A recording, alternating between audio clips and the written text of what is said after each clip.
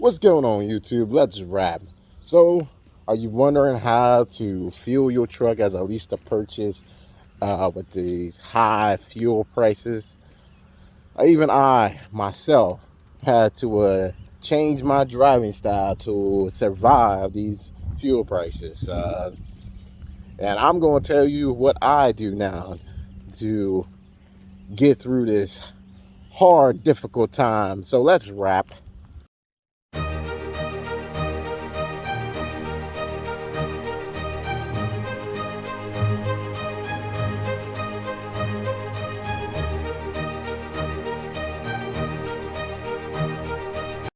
What's up, YouTube? This is your boy Kenyon. I'm back at it. I'm down here near Jackson, Tennessee. I've got a delivery right up the road. I'm actually 6.6 miles away from my delivery, and it'll deliver it until tomorrow morning at 9 o'clock. I did a little time travel. I traveled back in time today. I went from Eastern to Central Standard Time. So right now it's 15. It's 3:18 Central Standard Time, 4:18 Eastern Standard Time.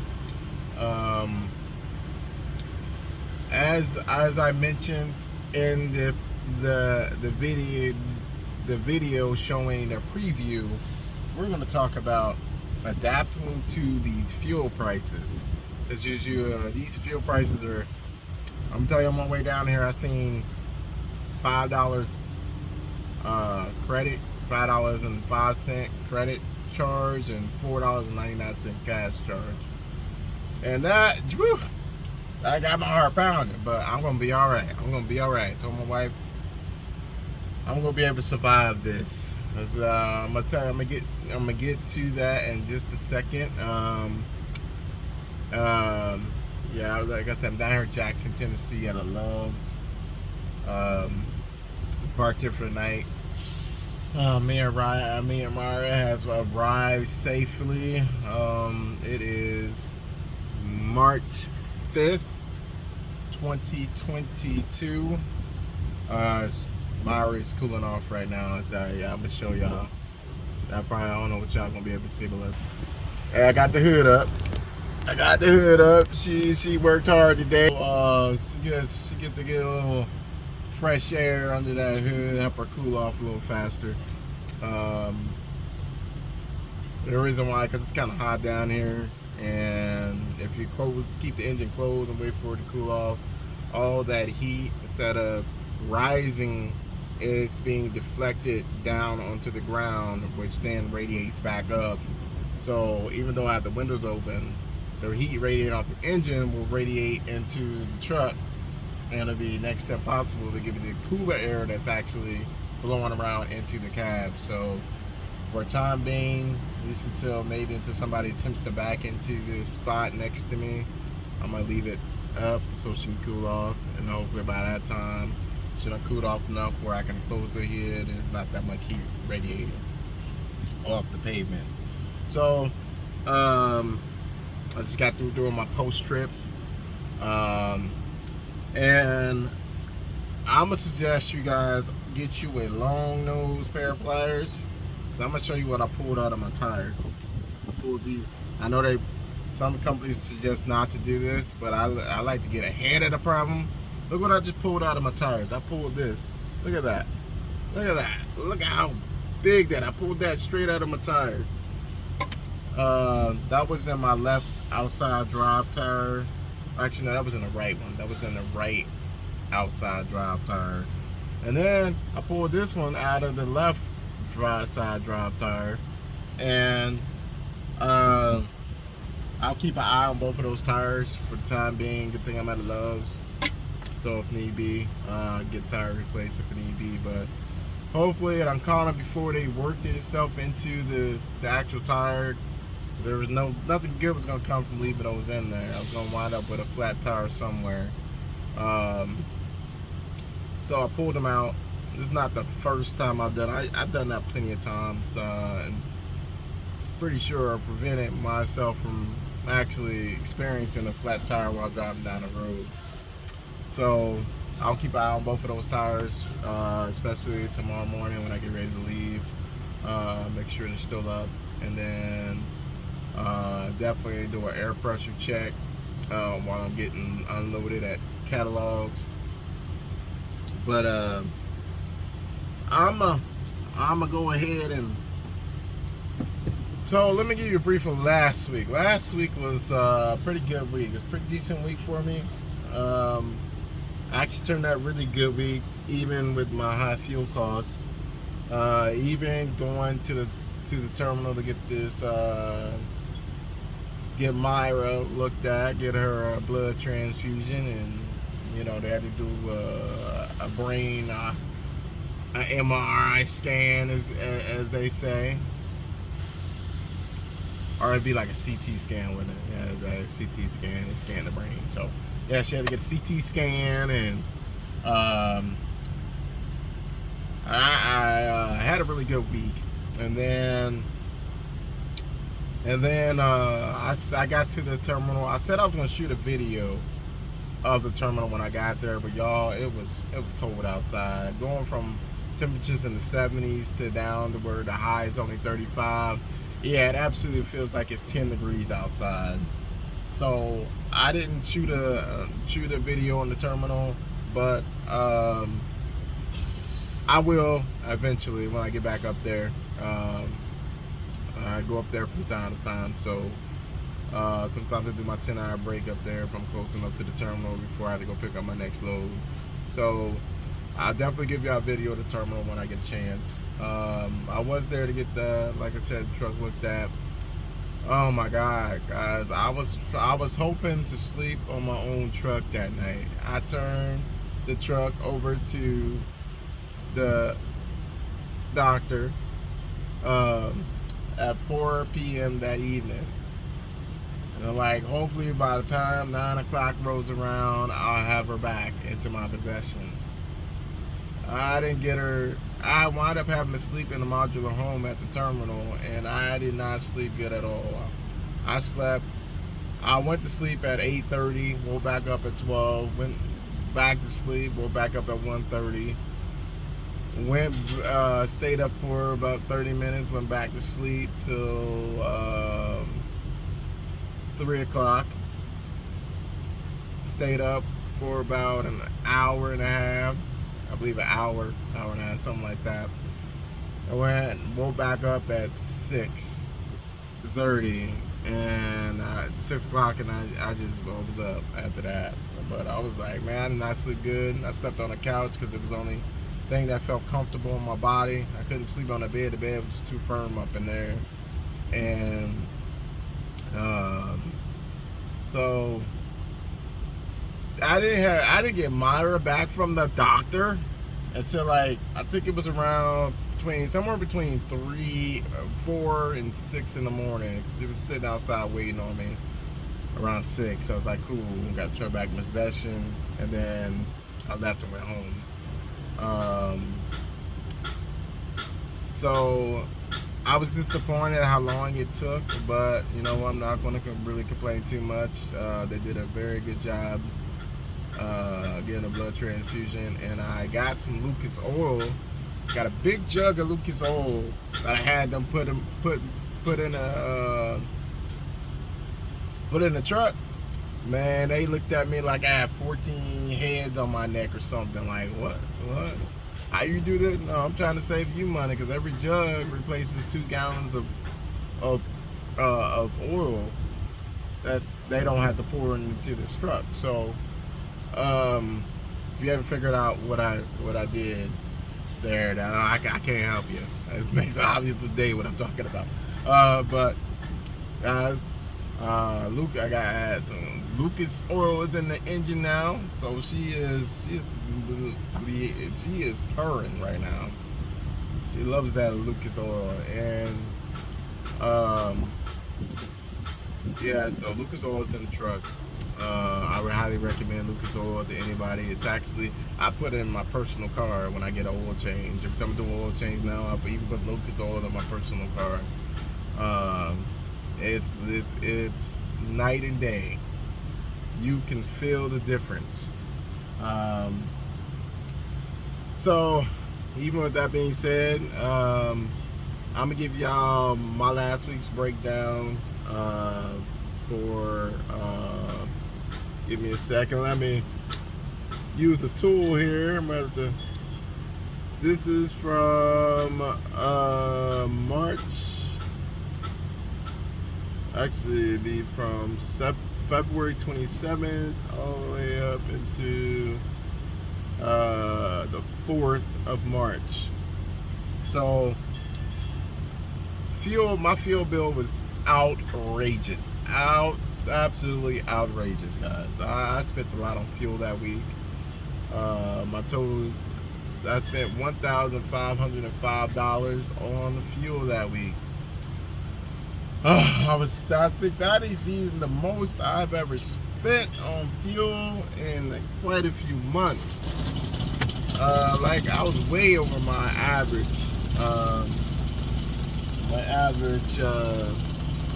What I would like to stay at, average $1,200. But the truck gross that week, for that week, the truck gross $4,966.04.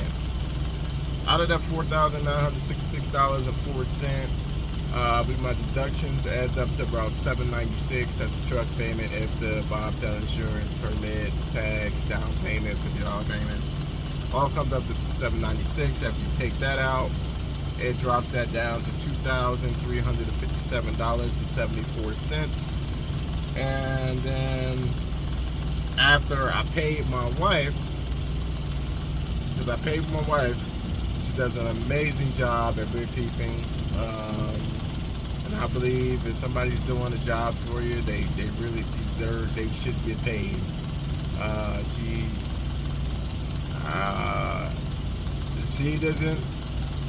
She didn't force me to pay her. She would have did this for free.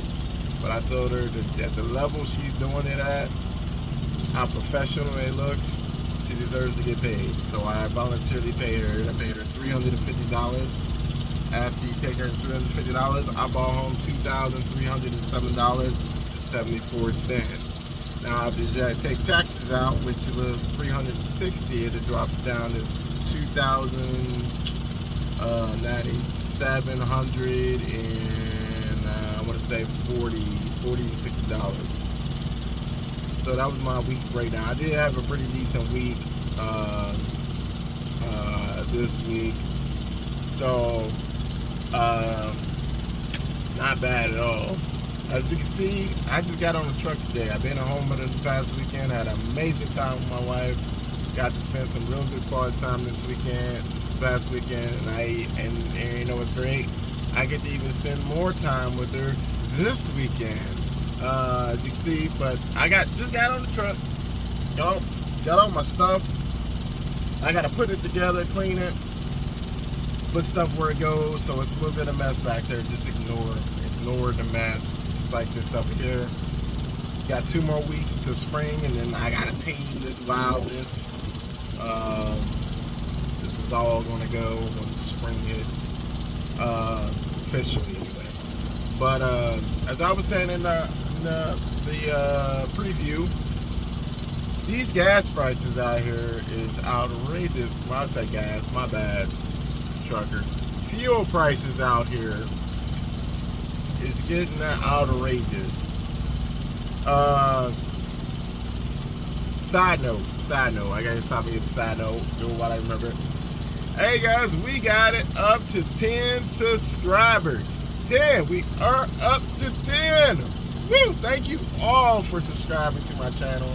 It is a pleasure having you aboard. Big shout out to Tony. Tony recognized me from one of my previous videos. He was trying to do some homework on Thomas C. Keller, and he seen one of my videos on YouTube and gave it a look, and I appreciate that, Tony.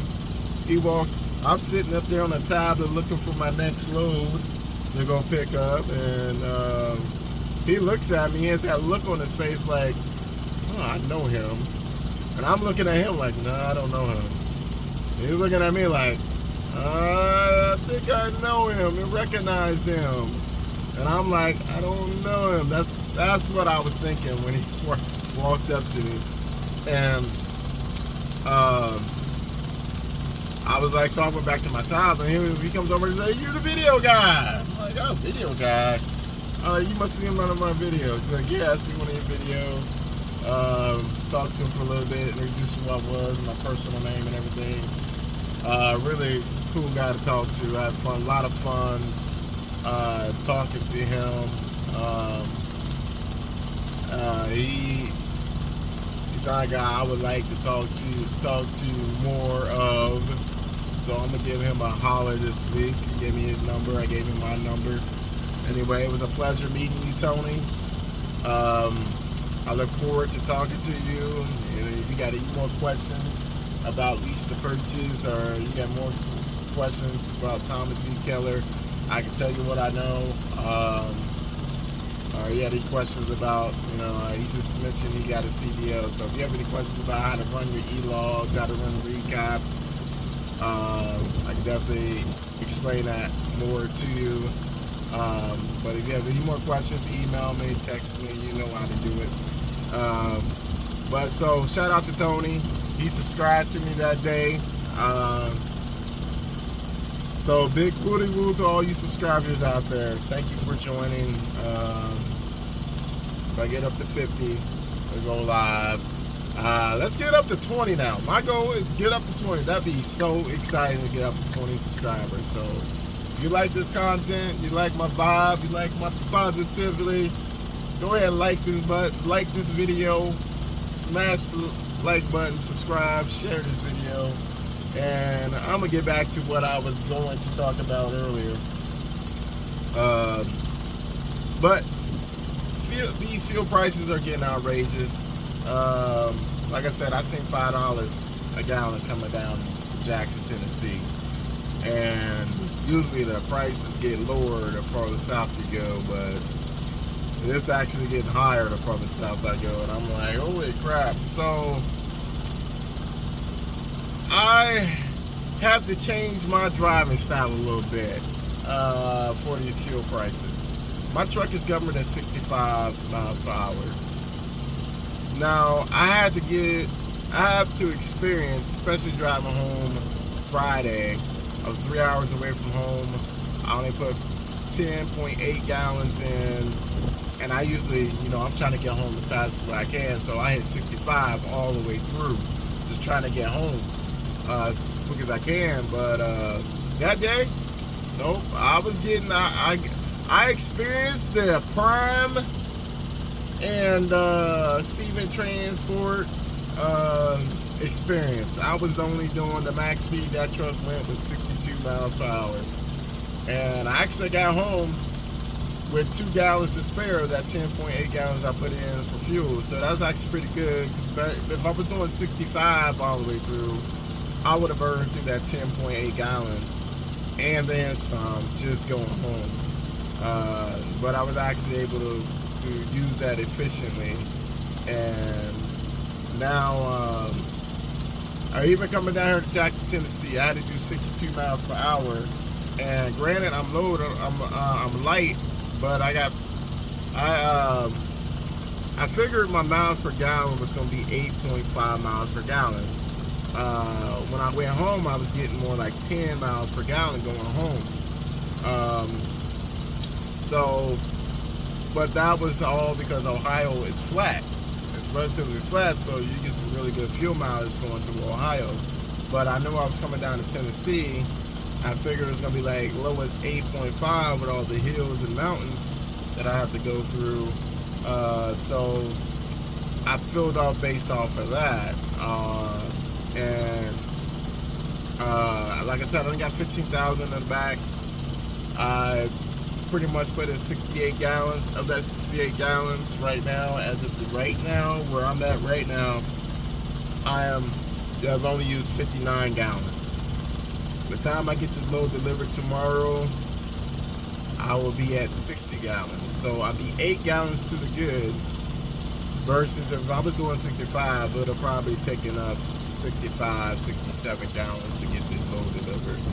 So, and that's the difference between paying $300 and some dollars and paying $430 in fuel.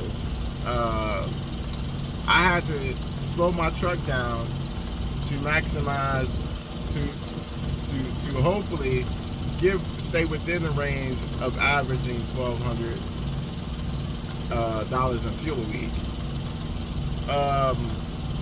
Actually, it wasn't that bad.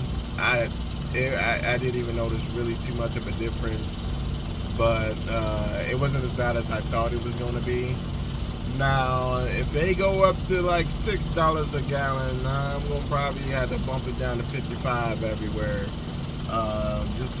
It's when you're at least a purchase owner op and you have to pay for the fuel yourself, you have got to adapt to these fuel prices. It's no longer, you can no longer be doing 70 or 75 all the time, because you're going to feel that at the pump, and you're going to spend more on fuel at the pump. When you're an owner op, you got to adapt to the, in order, that's how a lot of these companies survive these high fuel prices, is they adapt to change. They adapt to the fuel prices. They make changes they have that they're in control of. Like me, I'm in control of how fast the truck goes. I'm in control of how fast I accelerate. I'm in control of how fast I decelerate. And I can tell you right now, like when I'm going to my next turn on the interstate, say I'm getting from one interstate to another, 1 mile away from that exit that I'm going to use, I just turn the cruise control off and let it just slowly decelerate, at least until it drops down to 55, and then I'll hold 55, and then as I get closer, when it gets down to 0.4, 0.3, I'll even let it decelerate some more. And by the time I go through that turn, I don't want to have to touch the brake at all. So I want to decelerate to the point where you get like 10 miles under the speed limit. And in order to do this, with a heavy load, you got to at least do it at a mile out from your turn.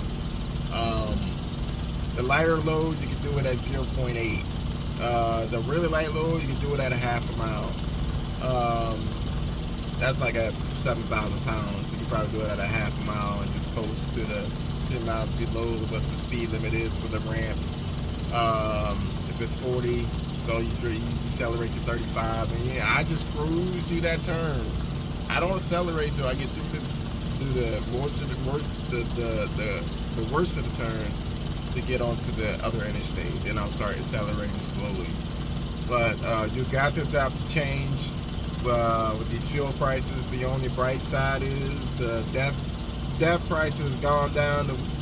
It's lowered a little bit. I mean, it's not a lot, but it lowered. It's not no 409 or something at a gallon. So that's a little bit of relief. But you got to adapt to these fuel prices. You can't just be hog wild, push the pedal to the floor. You got to adapt in order to survive as an owner op. You got to adapt to the fuel prices. Now, when that price goes probably down, if it gets down to where I'm paying like $3.60, $3.30 per gallon, then I can go ahead and do the 65. But for right now, I'm doing 62 wherever I go.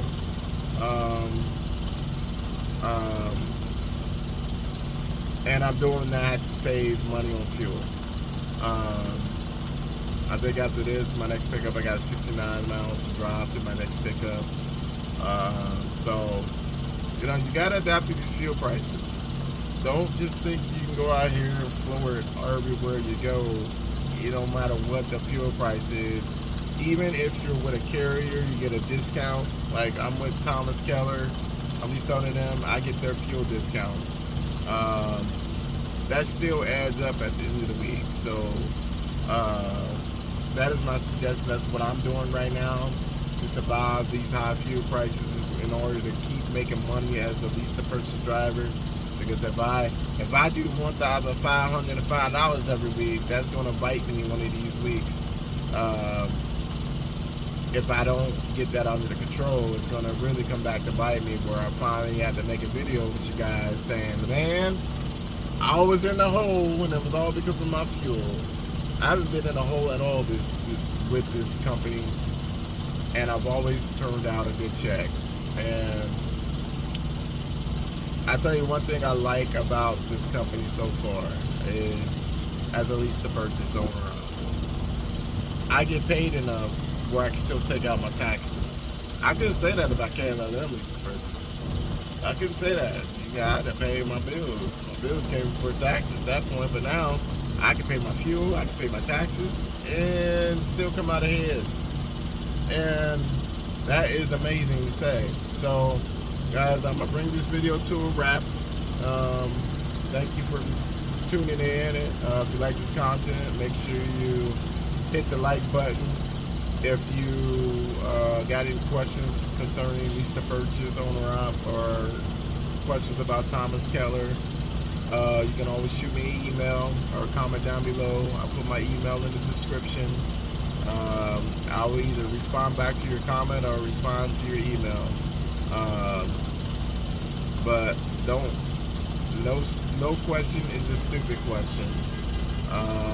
Keep the sunny side up, rubber side down. Hit the like button, subscribe. Thank you if you made it this far. And remember, it's all about your fueling, guys. You gotta adapt to change. All right, peace. Let me get this truck cleaned and everything out.